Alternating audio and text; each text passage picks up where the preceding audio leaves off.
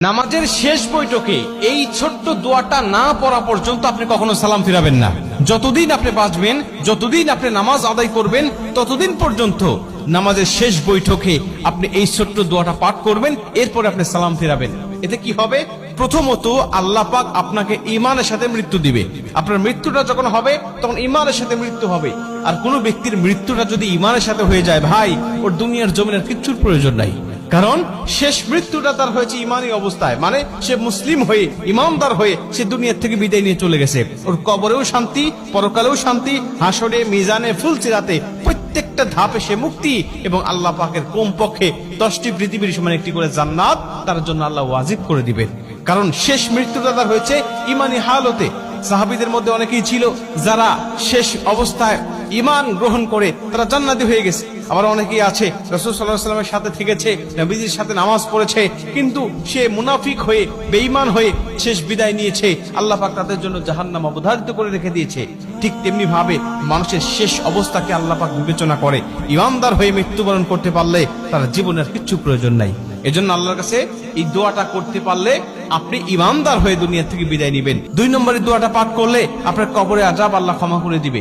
আপনার কবরে আযাব হবে না, কবরের মধ্যে কোনো ফিতনা হবে না। নবীজি বলেন, যে ব্যক্তি কবরের আযাব থেকে মুক্তি পেয়ে গেল, সব ধাপ থেকে সে মুক্তি পেয়ে গেল। কারণ কবর হলো প্রথম ঘাঁটি। এই ঘাঁটি থেকে মুক্তি পেয়ে গেলে আল্লাহ পাক সব ঘাঁটিতে তাকে মুক্ত করে দিবে এবং তাকে জান্নাত দান করবে। এবং 3 নম্বর হলো আল্লাহ জাহান্নামের আযাব থেকে, জাহান্নামের কষ্ট থেকে, জাহান্নামের পীড়া থেকে আল্লাহ তাকে মুক্তি দান করবেন। এবং 4 নম্বর হলো দাজ্জালের ফিতনা থেকে আল্লাহ পাক তাকে হেফাজত করবেন। ভাই, দাজ্জালের ফিতনা হলো পৃথিবীতে আদম আলাইহিস সালাতু ওয়াস সালাম থেকে শুরু করে আমাদের নবী মুহাম্মদ রাসূলুল্লাহ সাল্লাল্লাহু আলাইহি ওয়াসাল্লাম পর্যন্ত যত নবী রাসূল এসেছে, সমস্ত নবী রাসূল এই দাজ্জালের ফিতনা থেকে তার উম্মতকে সতর্ক করেছে। সমস্ত নবী রাসূল তার উম্মতকে বলেছে, দাজ্জালের ফিতনা নামক একটা ফিতনা দুনিয়ার জমিনে আসবে। এত বড় ফিতনা দুনিয়ার জমিনে আর কখনো মানুষ দেখতে পাবে না। এত বড় ফিতনা মানুষগুলোকে বেঈমান বানিয়ে ফেলবে মুহূর্তের মধ্যেই। আল্লাহ তাকে কিছু অলৌকিক ক্ষমতা দিবেন, আল্লাহ পাক তাকে কিছু অলৌকিক ক্ষমতা দিবেন ঈমানদারদেরকে যাচাই করার জন্য। তখন এই দাজ্জাল এসে দুনিয়ার জমিনে তার অনুসারী আর অনুগামী করবেন মানুষগুলোকে। বিভিন্ন ক্ষমতা আল্লাহ তাকে দেখাবেন, ওই ক্ষমতাগুলো মানুষগুলোকে দেখিয়ে দেখিয়ে সে পথভ্রষ্ট করবেন।